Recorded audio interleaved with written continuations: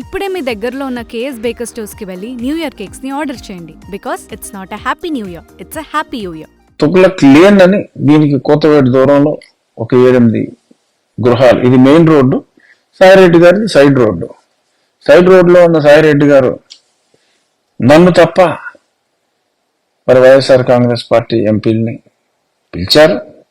వారింట్లో విందు అయిన వెంటనే పనిలో పనిగా మరి కొన్ని బొకేలు తీసుకుని 15 మంది దాకా ఎంపీలు ఇటుగా రేవంత్ రెడ్డి గారు వారిని యాక్చువల్గా పాపం దురదృష్టం ఏంటంటే రేవంత్ రెడ్డి గారు పిలవలే, వారిని పిలవకుండా బట్ మన కొలీగ్ ఎంపీ మొన్నటిదాకా అందరూ ఒకే పార్లమెంట్లో కలిసి ఉన్న వాళ్ళం, ఒకే సెంట్రల్ హాల్లో కలిపి మరి టిఫిన్ చేసిన వాళ్ళం.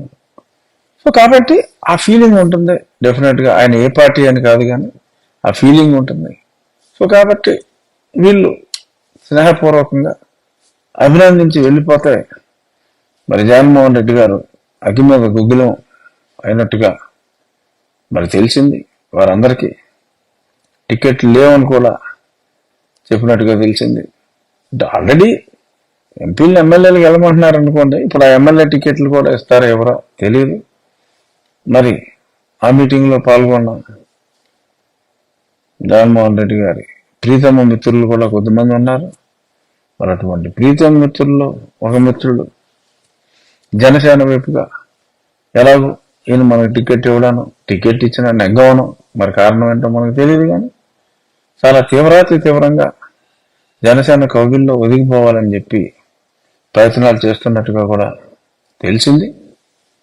ఏదైనా ఒకటి, విందుకి వచ్చిన వారిని గౌరవించటం రేవంత్ రెడ్డి గారి సంస్కారం. తర్వాత వారిని పిలవటం మర్చిపోయి ఉన్నా ఏదేమైనా వారు వచ్చారు. ముఖ్యంగా కాంగ్రెస్ పార్టీ వాళ్ళ కోసం ఉద్దేశించారు. నాలాంటి స్నేహితుల్ని పార్టీలకు అతీతంగా సీఎం రమేష్ గారు నేను వెళ్ళాం friends. But YSR Congress party వాళ్ళు వచ్చినప్పుడు ఆయన చక్కగా స్పందించి చాలా ప్రేమగా పేరుతో పలకరించి గుర్తున్న వాళ్ళని ఇంకా కార్డియల్ అట్మాస్ఫియర్ జరిగింది. రాజకీయాలంటే అలా ఉండాలి. వైఎస్ఆర్ ఎంపీలు నేను అభినందిస్తున్నా, ఎటువంటి భయం లేకుండా మరి వారు ధైర్యంగా ఇక్కడికి వచ్చారు. ఇక్కడ ఈ సందర్భంగా చెప్పుకోవాలి, నేను వన్ ఆఫ్ ద రీజన్ అప్పట్లో గోదావరిలో కూడా నేను అప్పట్లో ప్రధానమంత్రి గారిని కలిశాను. లేకపోతే నేను ఒక 300+ ఎంపీలకి ఒక విందు ఇచ్చాను. మరి ఇలా అరువు దెబ్బలాట్లో. సో ఆ నేచర్ మారలా. అంత ఉన్నత పదవిలో ఉన్నా కూడా ఎందుకనో మరి లేక బుద్ధి అంటారు కానీ నేను ఆ మాట వాడను. అది అసలు మంచి పద్ధతి కాదు. వారి ఎంపీల్ని ఇలా లేబర్గా ట్రీట్ చేయటం అంటే, నేను ఎంపీల్లో బాగానే, బట్ ఇలాగ ట్రీట్ చేయటం, వాళ్ళని కలవటానికి వీల్లేదు, వీళ్ళని కలవటానికి వీల్లేదు అంటాం, అది మంచి పద్ధతి కాదు.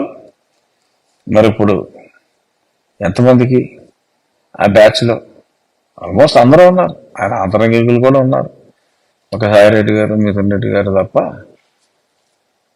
మిథున్ రెడ్డి గారు ఊళ్ళో లేరు. లేకపోతే ఆయన కూడా వచ్చి ఉండేవారేమో తెలియదు. సో ఏదేమైనా ఈ రకంగా ఒక పక్క రాష్ట్రం ముఖ్యమంత్రి విందుకి వెళ్ళినా కూడా మరి ఈ రాష్ట్ర ముఖ్యమంత్రి అలక.